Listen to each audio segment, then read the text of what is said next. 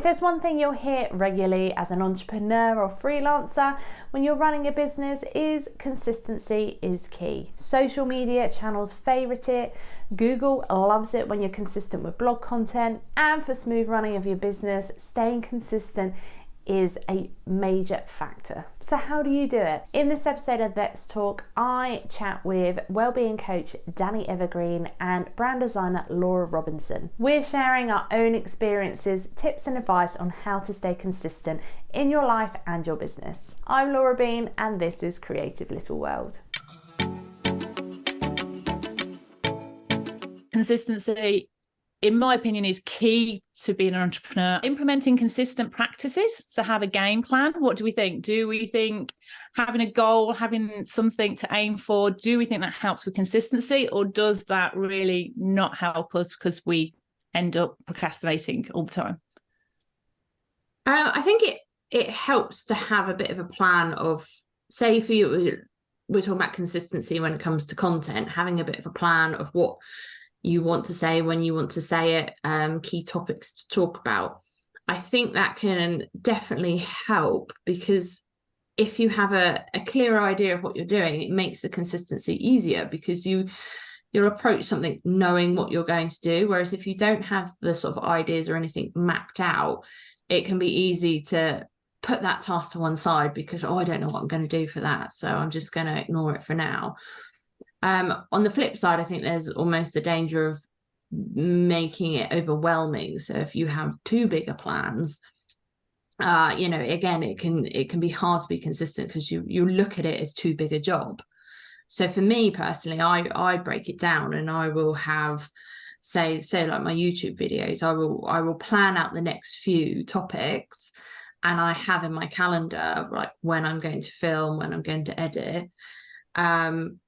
And that helps me stay consistent because I've planned it into my working life.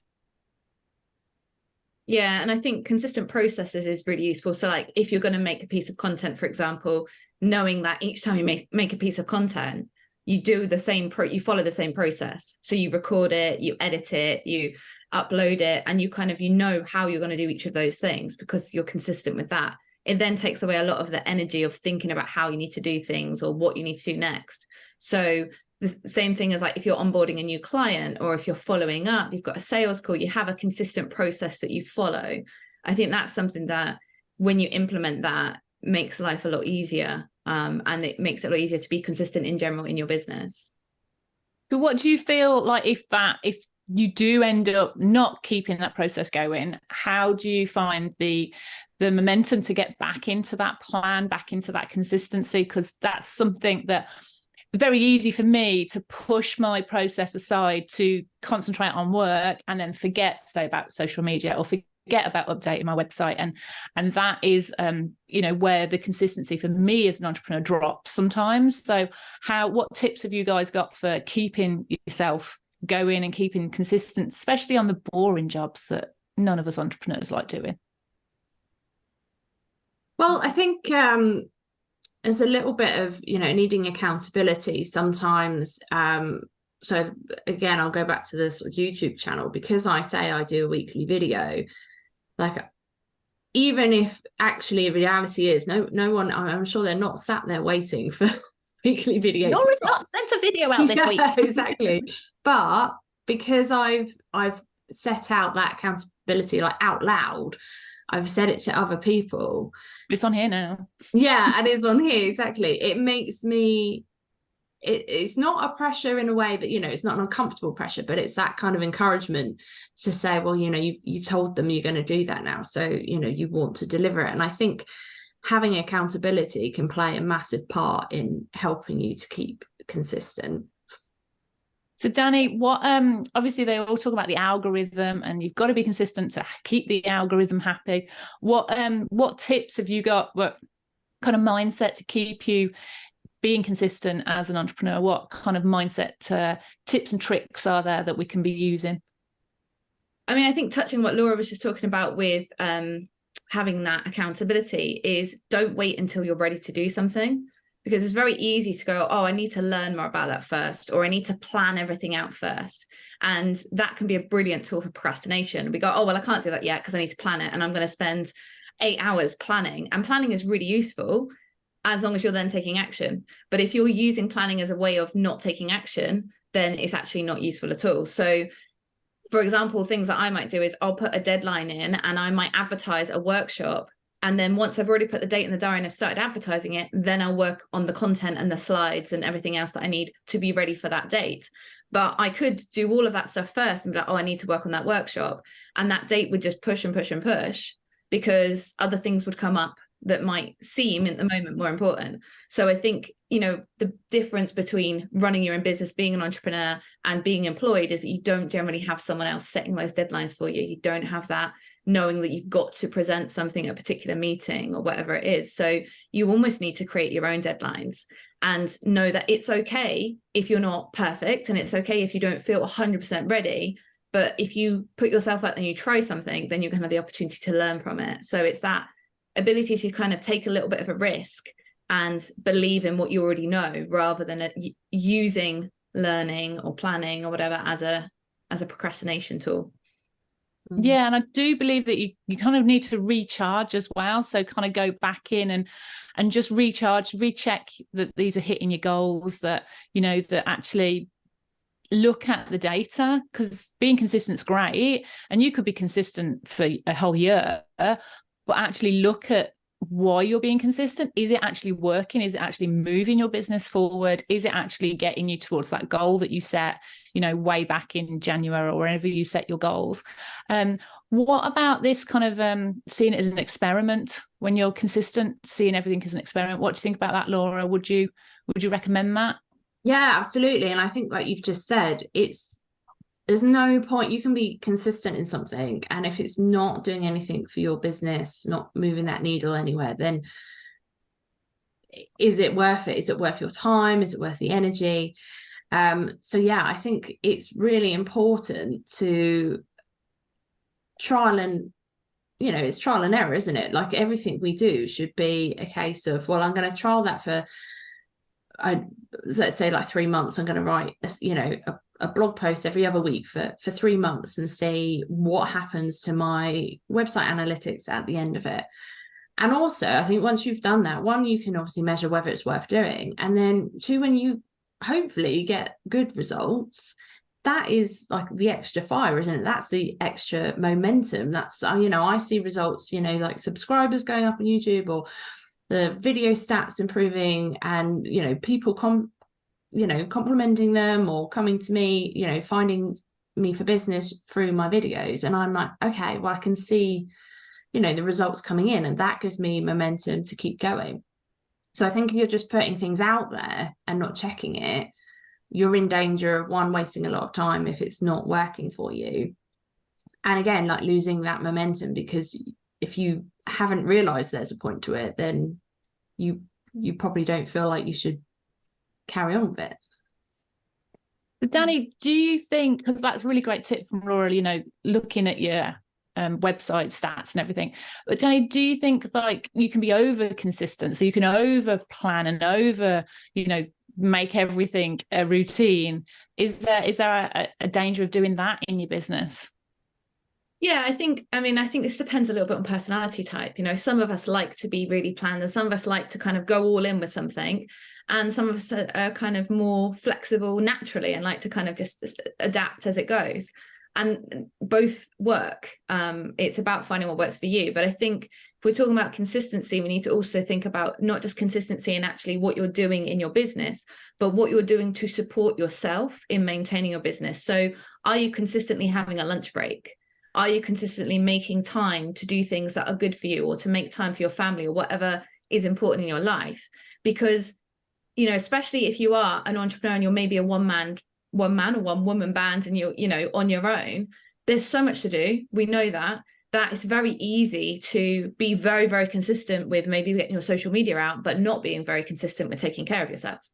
And yes, the social media might go up, but then if you need to take time off because you're ill, because you've burnt out, that's not going to actually help your business. So I think it's like looking at the whole picture, and also being okay with that. It won't always go to plan. We're not always going to be consistent because we're not robots. So there will be times where we need to adapt things and change things, and that's fine. But just coming back to, okay, what are the goals? What am I working on? What's important in my life at this point that then builds towards the bigger goals? And if you've had a week where you've been really inconsistent, fine. But rather than beating yourself up about it and feeling rubbish about it, actually just go, okay, cool.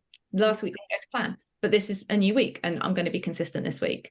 Because if we keep beating ourselves up, it makes it harder to then be consistent. So the best thing we can really do is just accept when things don't go to plan and then try and get back on the new plan again. I think that's really important. Yeah. Because so I was just going to say, like, you know, what Danny said, it's that kind of, I always remember being on a diet before where it was like, you know, I'll start on a Monday. So then if I, fell off the wagon on a Wednesday, in my head, I'd be like, well, I suppose I won't start again till next Monday. Well, actually, and the same, with any consistency, just because you've, missed the deadline or not done the blog post you planned doesn't mean you have to wait or you failed. Like, get back into the routine as quickly as you can, and don't beat yourself up over what, that one missed deadline for yourself. And as Danny says, it's that kind of picking the momentum back up again rather than just thinking, oh, I've failed, so there's no point.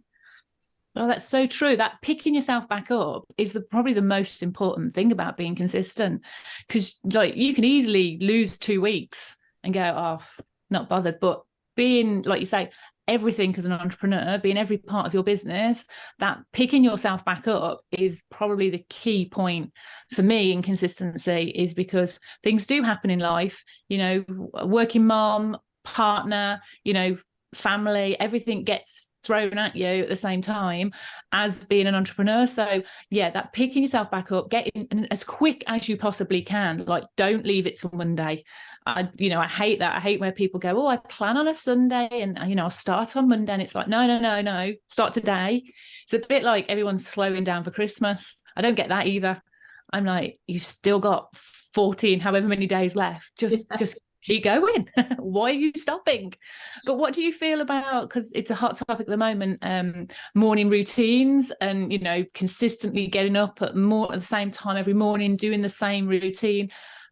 That personally, that wouldn't work for me. But what do you guys feel about that? Because it's such a hot topic with entrepreneurs. You keep seeing these YouTubes and Instagrams going, I get up at 6 o'clock and go to the gym and have an ice bath. And do you agree with that kind of like consistency? Does that help you guys in your business, or do you think it's just a fad and actually they probably don't do it? I think it's got to be personal to you, isn't it? Because I think is it the 5 a.m. club, 4 a.m.? I can't remember which it is.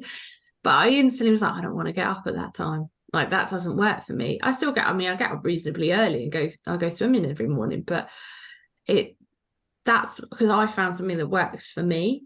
And I think that's really important. I think there is a lot of pressure on, especially in the entrepreneurial world, that you should be to be a high flyer. You need to get up at 5 a.m, meditate, journal, exercise, like literally fit a whole day in before you've started it.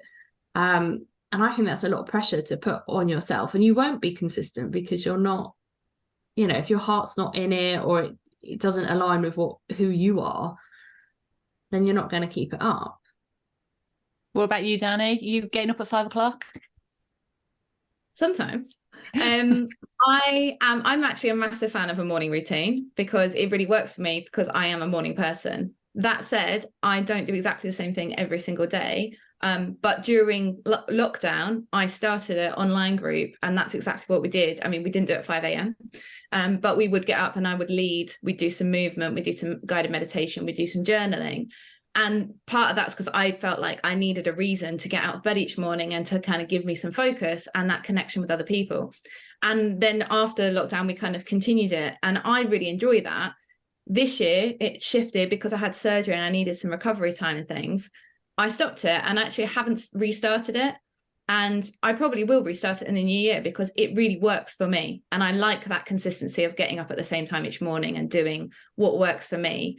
I think exactly it's what you said, Laura. It has to work for you, and it has to be what suits you. For me, morning is a really good time for me to get focused. It's when I have like clear ideas, and I find if I do a bit of movement and like some journaling, I like to set my intentions for kind of how I want to be that day, the energy I want to bring, and that's puts me in a really good place to get going.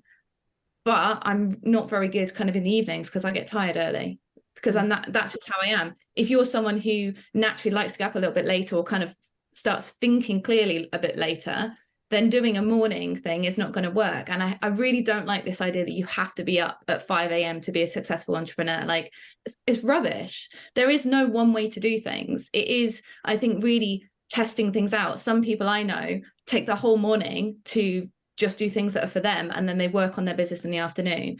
Other people I know stop work at 2 o'clock because then they want to go pick their kids up from school. And, you know, they all work. But it's about, I think, look at your life. You know, what do you enjoy? What do you find useful? If I don't work out in the mornings, I'm probably not going to do it. I'm really not very good at exercising in the afternoons and evenings, because by that point I just go, oh, I've got other stuff to do. Oh, I'll do it tomorrow. So if I want to do it, I need to do it in the morning, and I like to do it first thing. It's what works for you, isn't it?